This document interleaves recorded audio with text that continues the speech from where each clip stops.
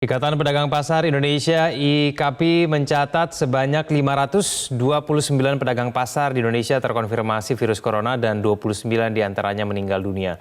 Dari temuan kasus positif di kalangan pedagang pasar, dikhawatirkan potensi penularan di pasar akan semakin besar.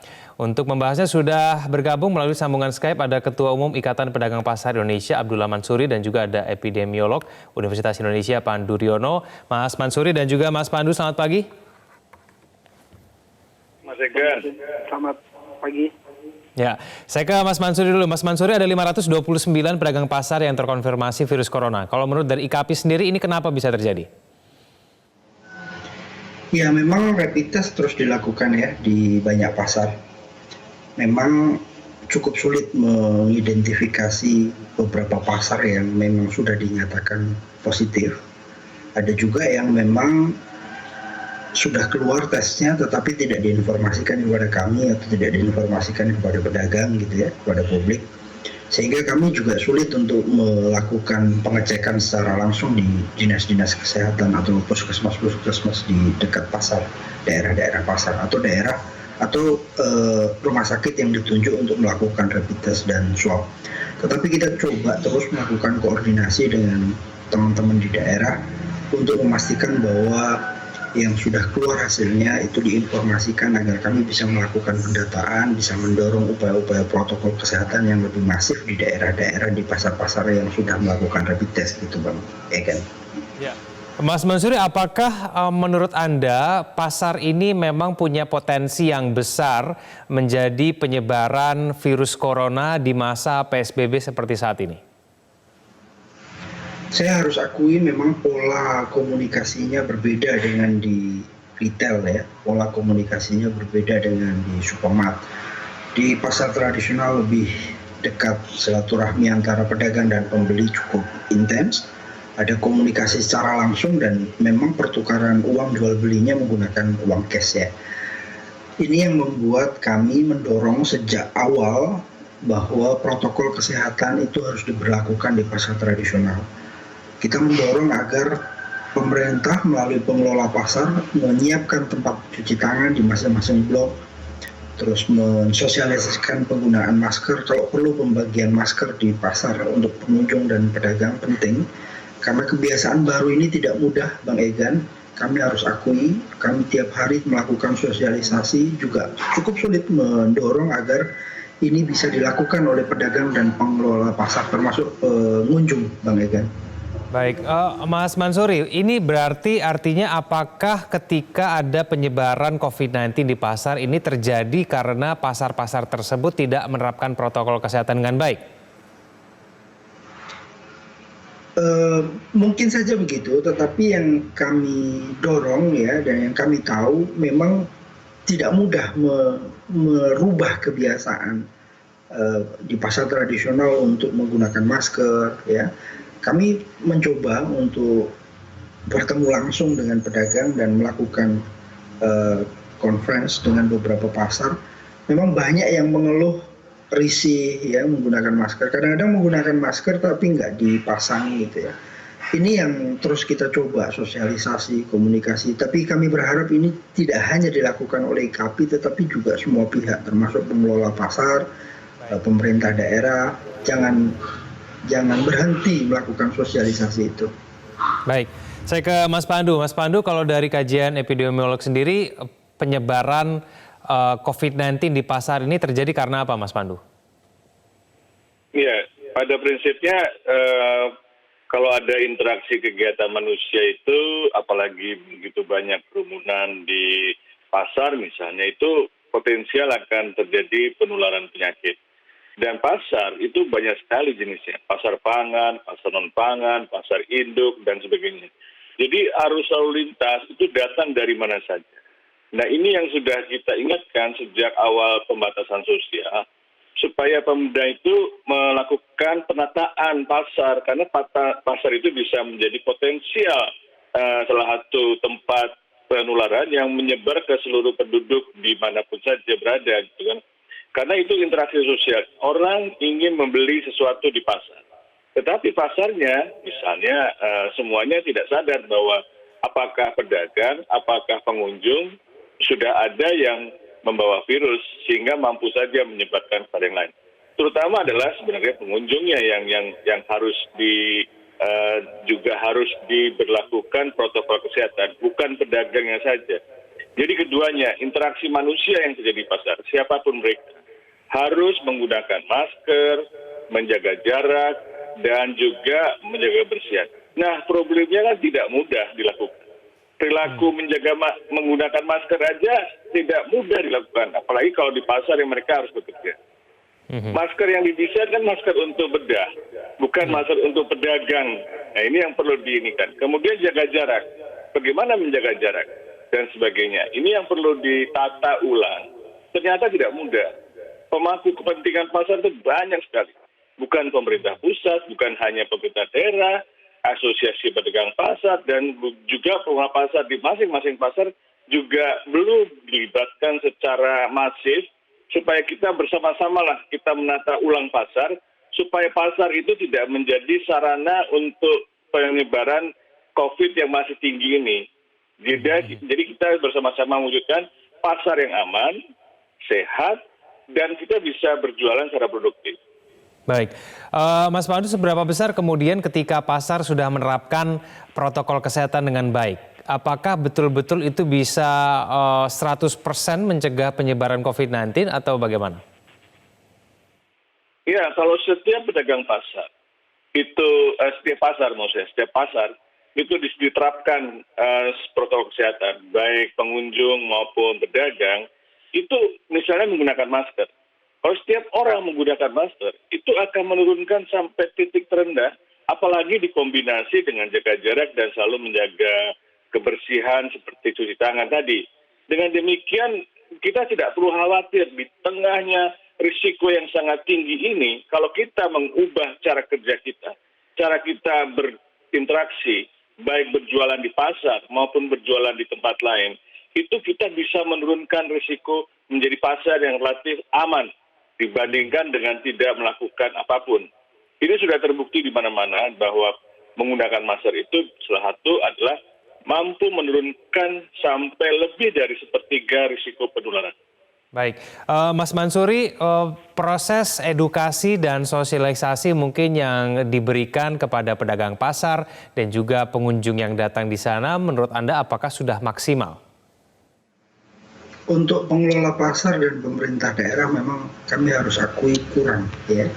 Kami mengeluarkan surat edaran tidak hanya ke pedagang tetapi juga ke pengelola pasar dan ke pemerintah daerah untuk terus melakukan upaya-upaya dan ikhtiar-ikhtiar sosialisasi protokol kesehatan di pasar tradisional. Karena memang tidak mudah, Bang Egan. Kami harus mencoba mendorong secara terus-menerus, tetapi ada fakta unik yang kami temui. Beberapa pasar yang sudah melakukan rapid test dan swab, dan itu dinyatakan ada yang positif, secara psikologi tingkat disiplin pedagang dan pembeli itu berbeda, sangat berbeda. Saya contohkan di Pasar Raya Padang contohnya ya. Begitu ada yang positif, komunikasi dengan pemerintah daerah lebih kuat, ya, sosialisasi lebih kuat. Dan banyak pihak seperti relawan, pemuda di masing-masing di daerah situ, dan beberapa kelompok-kelompok lain ikut membantu melakukan bergotong royong melakukan upaya-upaya protokol, menyemprot desinfektan, bergantian, dan pedagang pembelinya justru relatif lebih disiplin melakukan protokol kesehatan di pasar, khususnya penggunaan masker. Baik, tapi Mas Mansuri, kalau misalnya ada kejadian-kejadian kecil begitu, seperti kemudian di Pasar Cilengsi Bogor, yang bahkan sampai mengusir tenaga medis, mereka menolak rapid test, sempat begitu ya, ini menurut Anda kenapa? Ya, karena memang komunikasi antara pemerintah daerah, pengelola pasar, dan pedagang pasar itu tidak utuh, Bang Egan. Kami melihat bahwa banyak keluhan dari pedagang pasar Cilengsi yang merasa bahwa pasarnya ini menjadi tempat peradilan publik gitu. Jadi dinyatakan ada yang positif, tetapi pedagang tidak diberikan informasi yang utuh. Kapan rapid testnya, siapa yang sudah di rapid test dan swab, dan siapa yang positif. Nah, jika terjadi seperti ini, kami berharap pemerintah daerah termasuk pengelola pasar memanggil ketua-ketua kelompok, ketua-ketua blok untuk melakukan diskusi aktif. Ini ada yang positifnya di blok A, blok B, blok C. Kita harus lakukan upaya langkah-langkah dan kita harus terus melakukan rapid test dan swab di blok-blok lain. Ini contohnya ya. Kami yakin kalau komunikasi itu bisa dilakukan, pedagang juga dilibatkan dalam setiap prosesnya, kami yakin pedagang akan ikut. Tetapi kalau tiba-tiba seperti terancam, isu yang berkembang juga simpang siur, terus tiba-tiba ada pihak yang datang mencoba mendorong menggunakan rapid test dan swab dengan APD yang lengkap, orang juga akan ketakutan. Maka kami berharap semua pihak, semua daerah melakukan komunikasi aktif, melibatkan semua pihak termasuk ketua-ketua paguyuban di pasar dan ketua-ketua blok dilibatkan dalam setiap prosesnya. Baik, tapi secara keseluruhan bisa dipastikan tidak Mas Mansuri bahwa sikap dari para pedagang pasar ini sejatinya kooperatif begitu kalau mau dilakukan protokol kesehatan yang ketat di pasar? Kami yakin jika kita bersama-sama melakukan pendekatan dari hati ke hati, sampaikan bahwa ini untuk kebaikan pedagang, ini untuk kebaikan keluarga pedagang, ini untuk perekonomian pasar yang akan ke depan jauh lebih baik, ini untuk meyakinkan publik bahwa pasar itu aman dari COVID-19, maka ini akan bisa dilakukan di masing-masing pasar. Selama ini dilakukan secara baik, komunikasi disampaikan secara baik ya, tidak ada penekanan, tidak ada tekanan, tidak ada teror, kami rasa pedagang akan ikut berperan untuk meningkatkan pasar. Kondisi ekonomi kita cukup sulit Bang Egan, maka kalau kita bersama-sama membantu bahwa pedagang dan pasar akan kembali tumbuh perekonomian, kami yakin pedagang akan sadar untuk itu. Baik, saya ke Mas Pandu sebelum kita jeda. Mas Pandu, kalau sekarang solusinya untuk sementara ditutup sementara. Dikatakan tadi Mas Mansuri mengatakan bahwa ini sebenarnya ekonomi sedang sulit. Apakah memang penutupan pasar ini cukup bijak? Tidak sama sekali, karena yang paling bijak itu berkomunikasi. Kita selesaikan bersamalah masalah ini, karena memang kita itu sangat tidak mau berkomunikasi dengan baik. Ya bahwa kalau mau testing kemudian datang mendadak dan sebagainya. Kan ini ada apa gitu kan. Jadi ini merupakan ancaman bagi pedagang pasar, seakan-akan nanti kalau mereka positif tidak boleh berjualan, pasar ditutup. Ini kan mematikan kehidupan rakyat samar. Semuanya ingin patuh kok. Kalau mereka bilang kita mereka itu berjualan mencari nafkah. Kalau mau mencari nafkah dengan persyaratan harus menggunakan masker dan sebagainya, mereka itu akan paham. Yang nggak paham itu karena sifatnya perintah dan seringkali tidak ada komunikasi. Dan seringkali ini menjadikan bumerang sehingga terjadi penolakan, apalagi stigma. Jangan ke pasar ini, nanti pasar itu banyak penyakitnya dan sebagainya. Ini kan kontraproduktif. Kita ingin semuanya menjadikan tempat lingkungan berdagang atau lingkungan berinteraksi manusia yang aman. Bagaimana mewujudkan itu? Komunikasi. Itu yang paling penting. Karena kita selesaikan bersama, tidak bisa diselesaikan sepihak dengan menutup. Itu bukan solusi, maka malah itu menjadikan bumerang bagi kita semua. Karena itulah kita mengharapkan semua harus berubah. Ayo kita berkomunikasi, kita selesaikan. Masalahnya apa? Selesaikan lokal by lokal, pasar by pasar, blok by blok gitu. Sehingga semuanya menjadi patuh dan ikhlas bagaimana harus mereka lakukan. Itu yang paling penting. Baik, Mas Pandu dan juga Mas Mansuri, kita akan lanjutkan dialog kita di segmen selanjutnya. Kita akan bahas lebih jauh mengenai solusi, bagaimana kemudian cara mencegah penyebaran COVID-19 di pasar. Usai jeda berikut ini.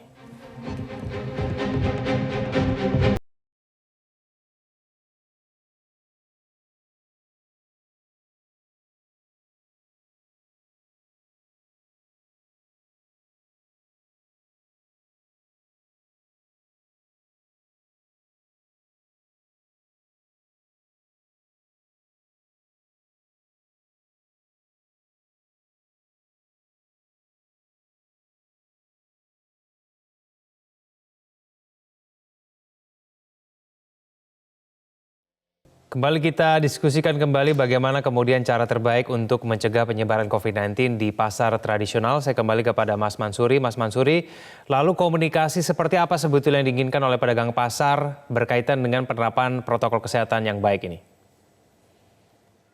Ya, yang pertama kami berharap agar informasi dan komunikasi itu dilakukan dua arah ya, antara pengelola pasar atau pemerintah daerah bersama dengan pedagang. Dan komunikasi itu juga melalui beberapa tahapan. Komunikasi yang penting itu sesungguhnya memberikan informasi tentang bahaya COVID-19, bagaimana cara penularannya dan bagaimana solusinya. Baru kita masuk ke tahapan berikutnya adalah apa yang harus kita lakukan ke depan untuk menjaga agar kita bersama melawan COVID-19 di dalam pasar tradisional. Ini upaya-upaya dan ikhtiar-ikhtiar yang harus terus disampaikan kepada pedagang. Jangan pernah menyerah, jangan pernah. Saya pun Bang Egan, kami karena terlalu bawel menyampaikan protokol kesehatan di pasar, kadang-kadang sebagian pedagang membenci kami gitu. Ini suatu perubahan yang baru yang harus disampaikan secara terus-menerus. Dan kami berharap ini juga dilakukan oleh pedagang pengelola pasar, ya, ketua-ketua blok, perwakilan-perwakilan kami di daerah terus kami ingatkan untuk terus melakukan itu, walaupun kondisinya memang tidak mudah untuk disampaikan ke pedagang, tetapi itu harus dilakukan dari hati ke hati dan secara terus-menerus. Protokol kesehatan yang mana sebetulnya Mas Mansuri yang mungkin dirasa paling memberatkan? Sebenarnya untuk memberatkan tidak, tetapi merubah kebiasaan baru ini tidak mudah Bang Egan. Contoh pakai masker gitu. Di tengah jalan karena memang risih, maskernya diturunin. Contoh ada beberapa daerah yang menggunakan tirai plastik. Ini kita pantau terus, walaupun memang sulit ya melakukan komunikasi dengan pelanggan ya, kadang-kadang juga bersalaman dengan pelanggan itu tidak bisa dilakukan saat ini. Memang ini kebiasaan yang berubah ya dari sebelumnya, tapi kita dorong ini untuk kebaikan bersama, kita harus konsisten menjaga agar ini bisa kita pertahankan. Baik. Mas Pandu, kalau sekarang protokol kesehatan yang diterapkan kepada pasar tradisional bentuknya bermacam-macam, mulai harus memakai masker, lalu kemudian menggunakan sistem ganjil genap begitu untuk kios-kios dan lain-lain. Apakah protokol kesehatan ini sebetulnya sudah cukup efektif sebetulnya untuk mencegah penyebaran COVID-19? Iya, saya kira memang ada kebingungan di antara pemerintah daerah. Solusi apa yang terbaik? Solusi yang terbaik adalah berkomunikasi. Itu satu.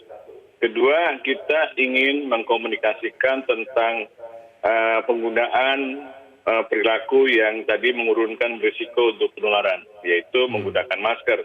Boleh ditambah dengan face shield kalau ada pedagang-pedagang pangan yang sifat di pasar tradisional itu ada yang pangan dan pangan.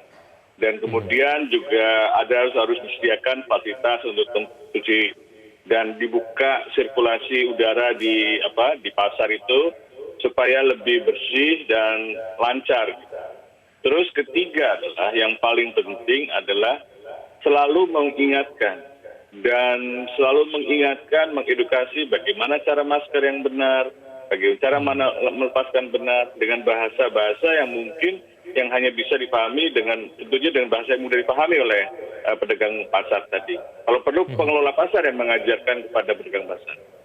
Terus ketiga, kalau untuk mengurangi kerumunan, bukan ganjil genap, bukan kepadatan bukan ditentukan oleh pedagang, tapi ditentukan oleh pengunjung.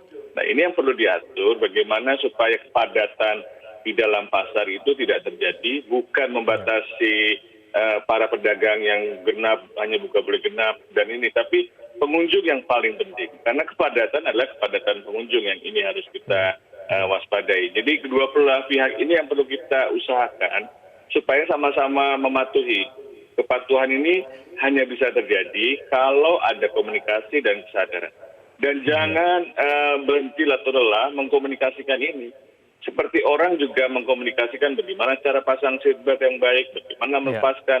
Itu kan selalu diajarkan. Jadi semuanya harus mulai dan tidak pernah berhenti untuk melakukan komunikasi dan membiasakan sehingga menjadi terbiasa untuk melakukan itu. Baik, Mas Pandu, ini kan penerapan PSBB di setiap daerah kan sebetulnya agak berbeda-beda begitu, bergantung terhadap kondisi penyebaran di wilayah tersebut. Sebetulnya bagaimana kemudian cara yang efektif komunikasinya, mengingat bahwa setiap daerah ini punya kebijakan yang berbeda-beda, bahkan mungkin instruksinya juga berbeda-beda. Ini mungkin saja membuat kebingungan begitu di tengah masyarakat, Mas Pandu. Iya, selama ini kan apapun yang dilakukan, apakah PSBB, apakah pembatasan sosial dengan nama lain, yang penting adalah kan membatasi, dulu itu membatasi gerak penduduk, supaya penduduk tinggal di rumah. Sekarang kita akan mulai membuka supaya penduduk bisa keluar rumah. Tapi dengan cara gimana? Gitu kan, caranya adalah tadi mempraktikkan protokol kesehatan. Jadi komunikasi. Dan yang juga yang menjadi kehilafan kita bersama adalah kita lupa mengajak masyarakat. Bahwa masyarakat ini yang sebenarnya yang menjadi garda terdepan dalam untuk menekan pandemi. Masyarakat ini yang harus diajak. Jadi perlu komunikasi, pembatasan sosialnya itu berbasis pasar, berbasis lingkungan tempat tinggal, dan menjadi inisiatif inovatif yang bisa diselesaikan oleh mereka. Tidak ada satu solusi for all gitu, untuk semua, satu cara dengan, karena seringkali kebijakan-kebijakan di tingkat pemerintah juga tumpang tinggi dan membingungkan masyarakat dengan bahasa-bahasa yang tidak mudah dipahami. Tetapi kalau kita mengajarkan dan menginisiasi masyarakat, mengajak tokoh masyarakat, menggunakan media-media yang mereka biasa akses, itu akan lebih mudah, akan lebih tahan lama. Sekarang sudah waktunya kita mulai kembali kehidupan yang normal pelan-pelan, tetapi yang paling penting masyarakat itu dilibatkan, jangan sampai ditinggalkan. Ini yang menjadi masalah kita bersama. Komunikasi jadi tidak ada, komunikasinya itu perintah, bukan ayo kita bersama untuk melakukan sesuatu demi kepentingan kita bersama. Itu yang paling penting. Baik, saya cek ke Mas Mansuri. Benar demikian Mas Mansuri, kebijakan suka berbeda-beda hingga membingungkan masyarakat, khususnya mungkin pedagang pasar? Iya. Apa yang disampaikan Pak Pandu tadi memang itulah fakta di lapangan. Tiap-tiap daerah mempunyai cara berbeda-beda karena memang aturan yang ditetapkan juga tidak cukup kuat untuk melakukan secara beragam. Tapi memang tiap daerah mempunyai cara berbeda, tiap daerah punya budaya berbeda. Ini juga kami dorong untuk apa yang sudah dilakukan beberapa daerah yang memang baik untuk kesehatan pedagang, untuk perekonomian daerah, itu yang kita dorong dan saya sampaikan secara terus-menerus untuk dijadikan sebagai percontohan di pasar-pasar yang lain. Memang saya harus akui aturan secara dari pusat itu ada surat edaran Menteri Perdagangan nomor 12 tahun 2020. Di poin 3 ini yang terus kami dorong untuk ada perubahan, ada pembatasan jam operasional dari jam 6 sampai jam 11. Ini masalah berat kami sebenarnya. Walaupun surat edaran ini sulit untuk diimplementasikan di level paling bawah. Kalau ada penumpukan di jam 6 sampai jam 11, itu justru beresiko kalau dibatasi jam 6 sampai jam 11. Padahal banyak pasar yang kualifikasi A dan B ya, yang bisa berdagang selama 24 jam, Bang Ivan. Baik, terakhir kepada Mas Pandu. Mas Pandu, sebagian pasar ditutup karena diduga menjadi penyebaran COVID-19, tapi besok di DKI Jakarta mal akan kembali dibuka. Tidakkah ini menjadi salah satu kekhawatiran juga bahwa kemudian COVID-19 bisa saja menjadi mal begitu bisa saja menjadi tempat penyebaran virus corona, Mas Pandu? Iya, setiap pelonggaran itu membawa risiko untuk peningkatan penularan. Karena itulah baik mal, apakah pasar atau tempat hiburan yang dibuka, itu harus dipastikan tadi bahwa benar-benar sudah aman. Aman itu kita mewujudkan tadi supaya setiap pengunjung, setiap pengelola, setiap pedagang, setiap yang memberikan pelayanan publik itu menggunakan masker. Dan juga bagaimana menghindari kerumunan yang terlalu berlebihan karena kita masih dalam tahap transisi. Jadi secara bertahap jangan langsung begitu dibuka mal, orang pada masuk ke mal. Apalagi kalau nanti mal untuk itu melakukan diskon 50%. Wah itu artinya kan mengundang kerumunan orang. Kita pelan-pelan lah bersama-sama sabar untuk mempraktikkan ini dan kemudian mengkoreksi kalau ada hal-hal yang perlu kita koreksi. Baik, Mas Pandu, Mas Mansuri, terima kasih telah bergabung bersama kami. Kita sama-sama berharap semoga kemudian penyebaran COVID-19 tidak lagi terjadi di manapun. Terima kasih, selamat pagi.